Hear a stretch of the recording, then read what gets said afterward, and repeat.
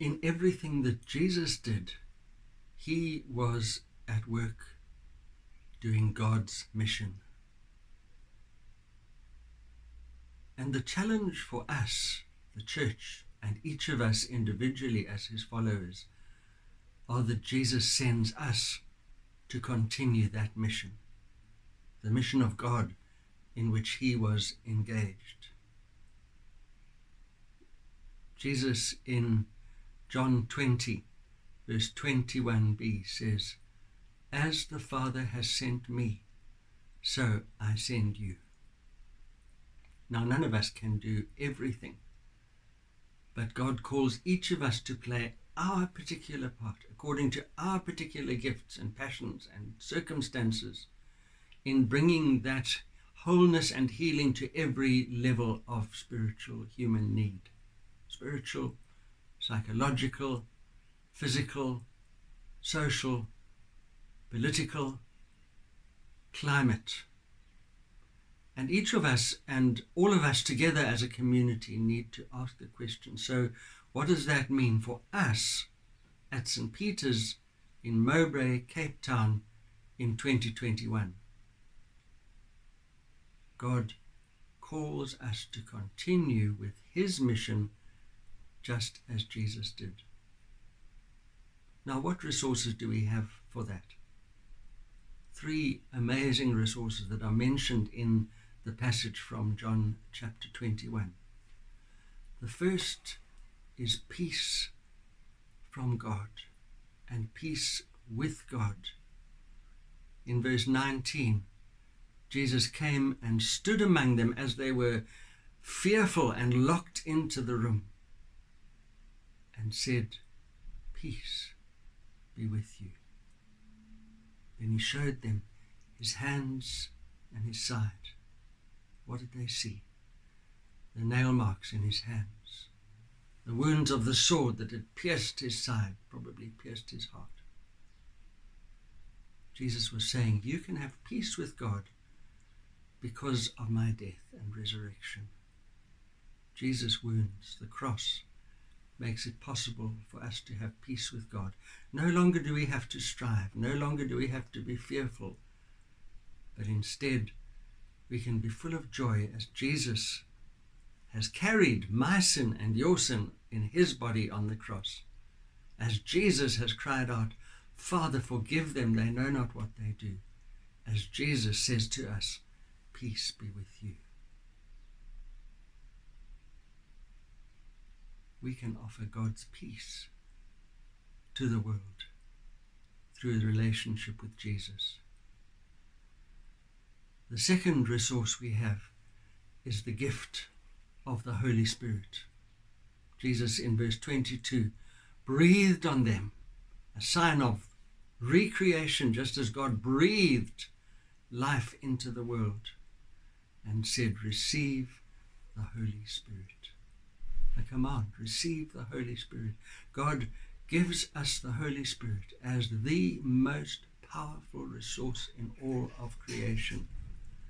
The Holy Spirit has the same power which Jesus exercised when he was raised from the dead. Receive the Holy Spirit of God. The Holy Spirit brings God's love, sheds abroad God's love in our hearts, as Paul says to the Romans in chapter 5. The Holy Spirit is God's power to continue to do the works of Jesus. Look, I can try until I'm blue in the face. I can't heal anyone from anything. But the power of the Holy Spirit can, and I've seen it, can do miracles of healing and power and life. Receive the Holy Spirit, says Jesus. And that's not difficult to do. It simply means coming before God with an open heart, saying, "God, I can't do it. I need you. Fill me with your Holy Spirit as you promised." And he will. The third resource we have is powerful. It doesn't look like power to the world. It looks like weakness to the world, but The third resource that God gives us is the resource of forgiveness. Jesus says in verse 23, if you forgive the sins of any, they are forgiven them.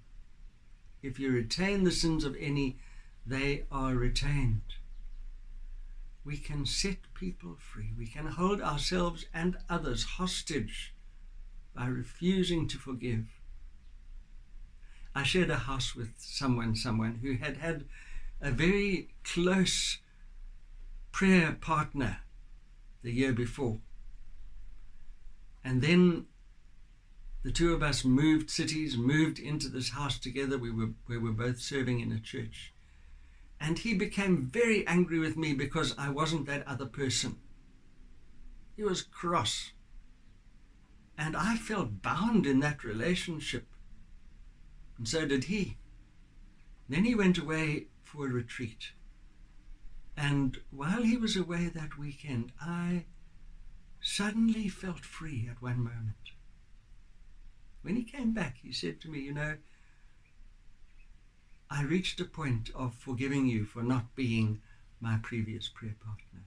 It happened during this weekend. And I said, I know. I feel free. Forgiveness is powerful, and we forgive people not because they deserve it. Often they don't, and we certainly don't. We forgive people because God has forgiven us. And by forgiving them, we can be set free, and so can they. They may even come and say sorry later. But that's really between them and God.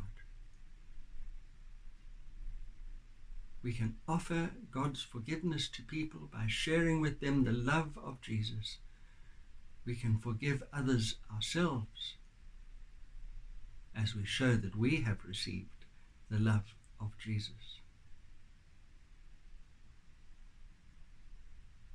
So think about these things. In what way can you and I and we as St. Peter's Church share in God's mission, which is also Jesus' mission? I look forward to hearing what comes out of this discussion. God bless you.